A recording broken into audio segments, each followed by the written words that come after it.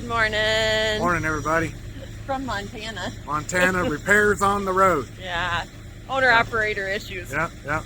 Well, you know, I was a mechanic, so we can fix some of these things instead of stopping at a shop. And blew a brake canister going down the road yesterday, and limped it into the truck stop here.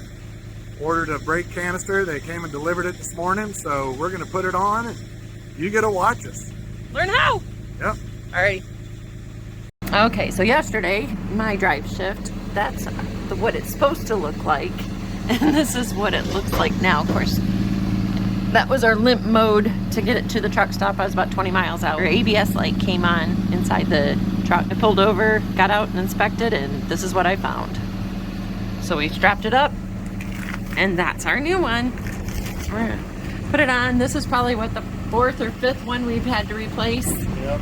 Talked to the guy that delivered us the part, and he said just common, they last about a year. Here's the other side. That way you can kind of see a little bit better. See how it's punched out of there?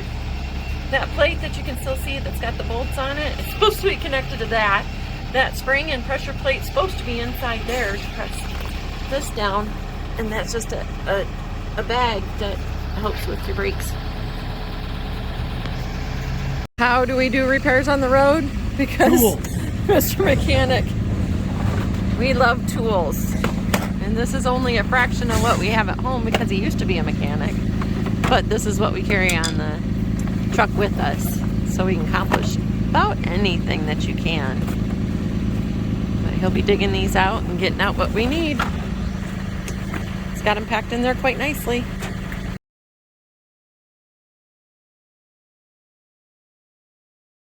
Okay.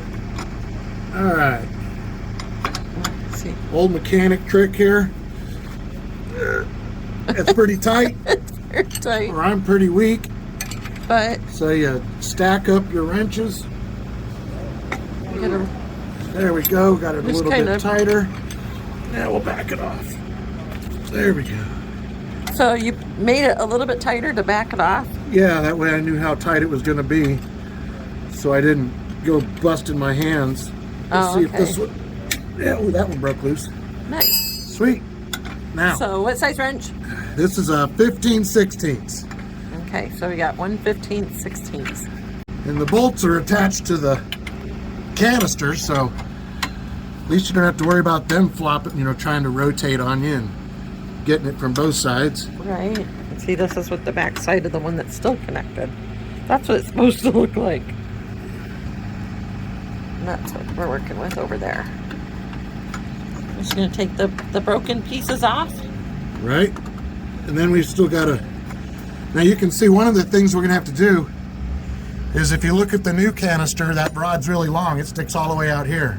Right. So I'll have to measure how long this is and cut the other rod to fit.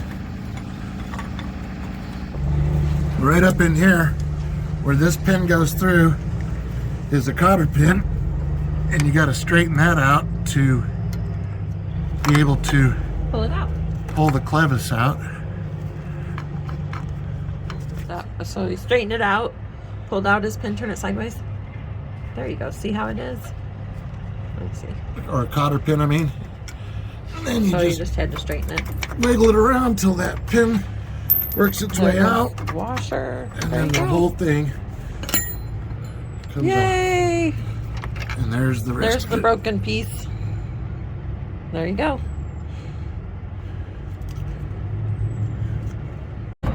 So strung it up so it wouldn't drag or drop onto the ground or hit any other components. And that's what it would look like had you not done that. Yeah, if you just kept going down the road. It'd be bouncing, womp, womp, womp, womp, and then you'd have some, just more damage unnecessarily. You want to pay attention to is which of these lines go to which side. So it makes Because it, this is going to sit up here like this. and it is important. Right. One's your parking brake release, and the other is your service brake apply, which is kind of a release. I'd have to. So now he's got a 3/4 inch wrench to take the air lines off of the axle chamber. 7/8 to hold the line, 3/4 to turn it.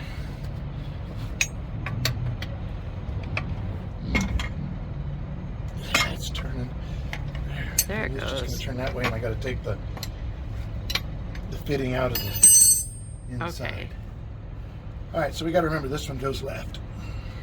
You got both off, but now you've got those fittings in there that you're going to need to transfer into the new one. So you got to take those off.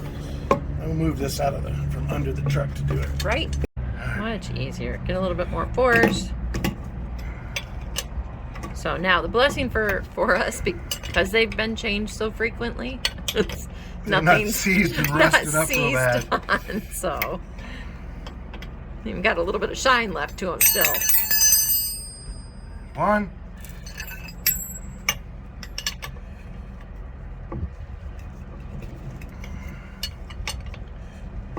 There's the other.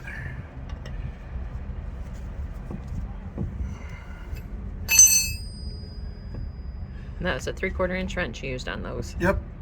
All right, that's it. That's all that's left of that one. Now the new shiny one. They don't stay shiny very long. No, they sure don't.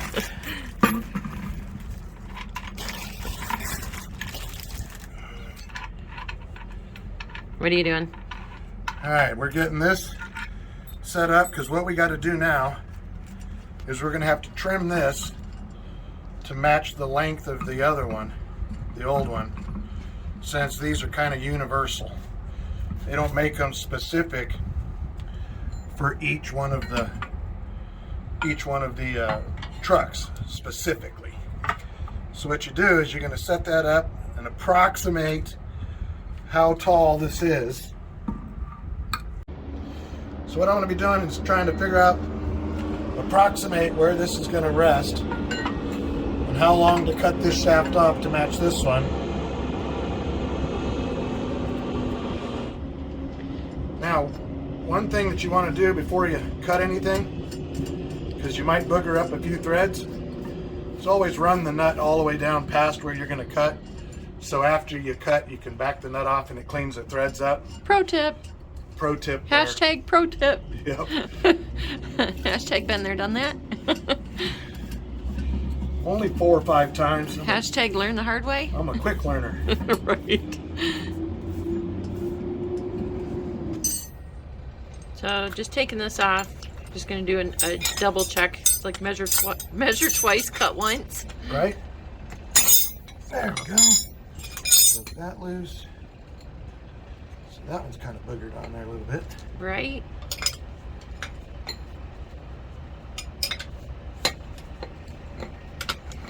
Okay, so now one advantage of having a big bunk truck is the generator aboard to give us power. If you didn't have a generator aboard and you still had your grinder tool to cut, you would just go find a plug at one of the buildings. I would at a truck stop. You bet. Just find power somewhere. Anywhere you could find power, or anybody else that had a generator on their truck, like a little tri-pack, anything that you could plug 110 volts to, or they make cordless ones. I've got an old one here that's not cordless. From his mechanic days. Yep. Now, OSHA would probably have a problem with this. I'm wearing glasses, but I don't have a shield on this, so. Don't tell OSHA. Yeah, don't tell on me.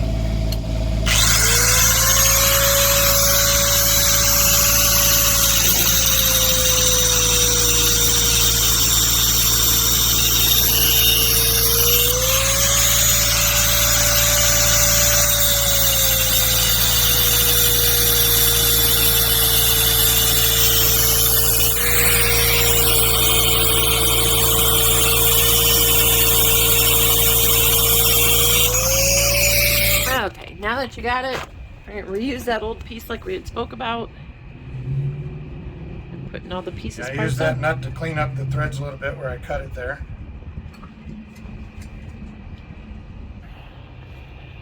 So remember those inserts for the lines? Yeah, I should probably use some kind of sealant.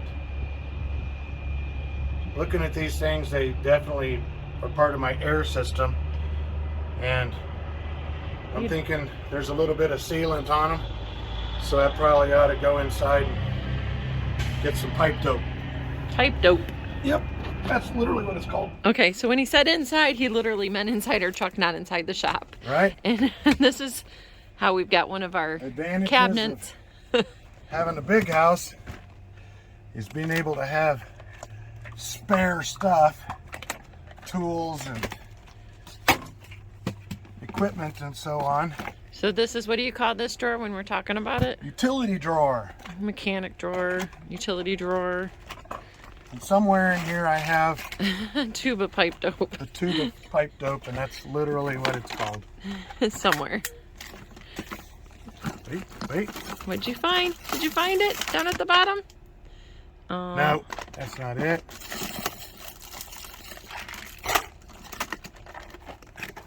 We got a little bit of where is it everything. at? Yeah, We man, could play I'm MacGyver. trying to rearrange my drawer. I think we could play MacGyver. I know I have it in here. Silicone grease. All kinds of, oh, here we go. Look at, there's more tubes of stuff. Pipe joint compound. That's not pipe dope. But that's what I'm looking for. Usually, it used to be in the day, it said pipe dope. Okay, hold sight. That's what you need. Sealing and lubricating thread pipe. Right. Found it. Now you gotta put all that stuff back. Right, what a mess. Okay, got our pipe dope. Or the technical name. I haven't used any dope in a while. I gotta mix it up. Alright. Now, can you find this stuff in the truck stops?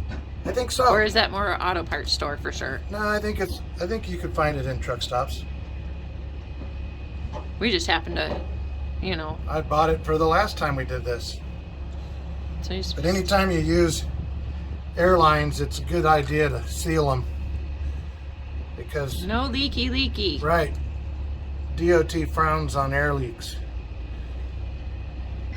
And it doesn't take a whole lot. That's actually plenty. Alright, back to gloves. Right. So I got the pipe dope on. Just gonna snug those down.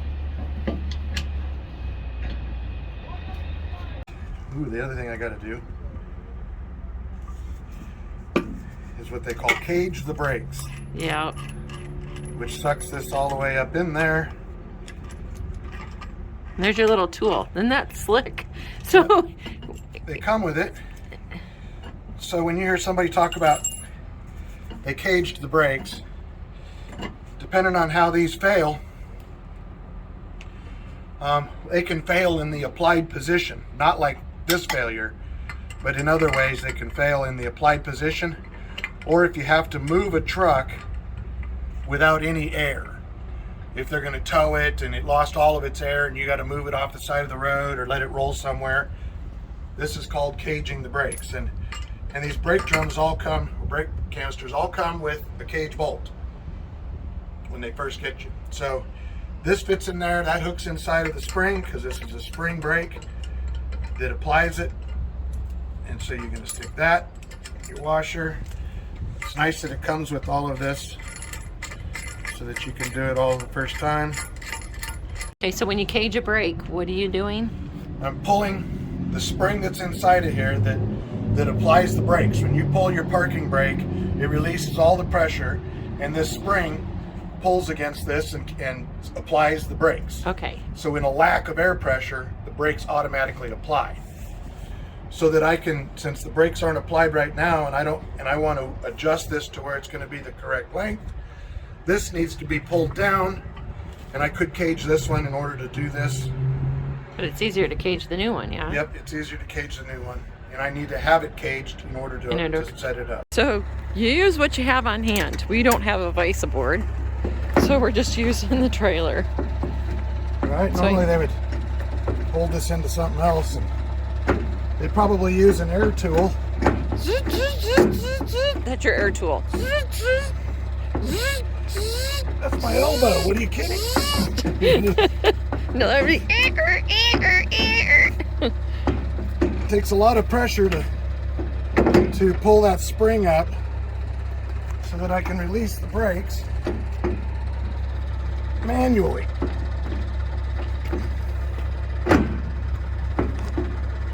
So what do you have right here? That's the Jesus bolt. Why do they call it the Jesus bolt? Because without caging this, if you just take that bolt off and this clamp comes apart, you will meet Jesus. Because it explodes the whole thing. There's a really heavy duty spring in here. Much bigger than that little one that we were messing with earlier. No touchy. Yeah, those need to stay attached.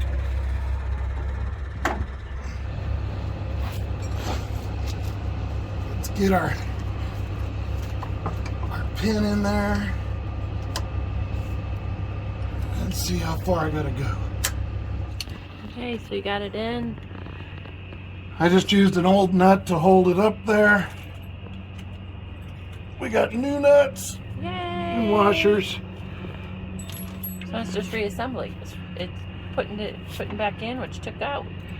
Yeah. It's new style. Mechanic world, they call this reverse procedure. There you go.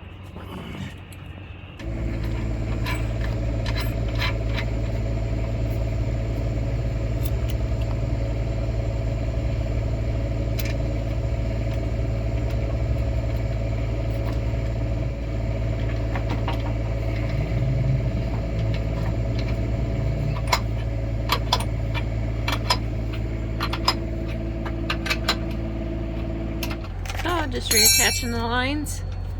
In this canister you can see it's even labeled for you, so that makes it kind of cool as long as you know which lines are which.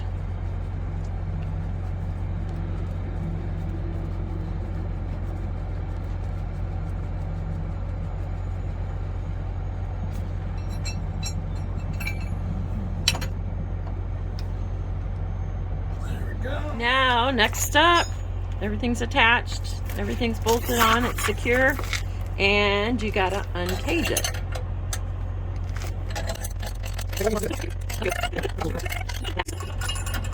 There you go. Yay! Yay! Okay, one more time. Yay! There we go. And then Pretty take awesome. your cage bolt. And put it back in its handy dandy carrier so you always have it. Right.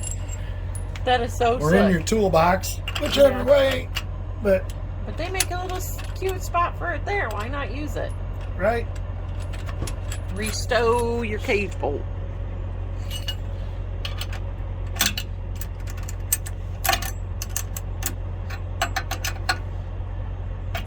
Again. Plug back in so the dirt and grime doesn't get in there. And then hope you did everything right. Probably need a There little you zip tie. go. Shiny just like new. Brand new. Gonna work really good. Be a good idea if I zip tie that ABS wire up. Yep, we're just gonna tidy up the wires, make them look good. So I'm just gonna zip tie up the ABS wires. Make sure they're secure and snug and not gonna travel, rub, break, get caught on something. Sano job, baby. Right? Love it. Ta-da. Yay! Everything is good. Okay, there you have it.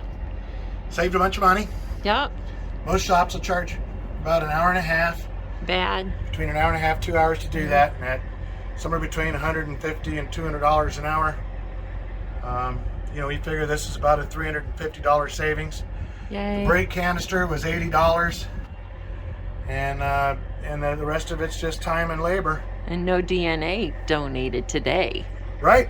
No scratches, no blood, no DNA, just some Yay. dirty pants. Yep. Nothing this little soap won't get off. Well, Good that's job, for you. sure. Yeah, not so bad. Any Easy. questions? Comment below. Yeah, let us know. Bye. Bye-bye.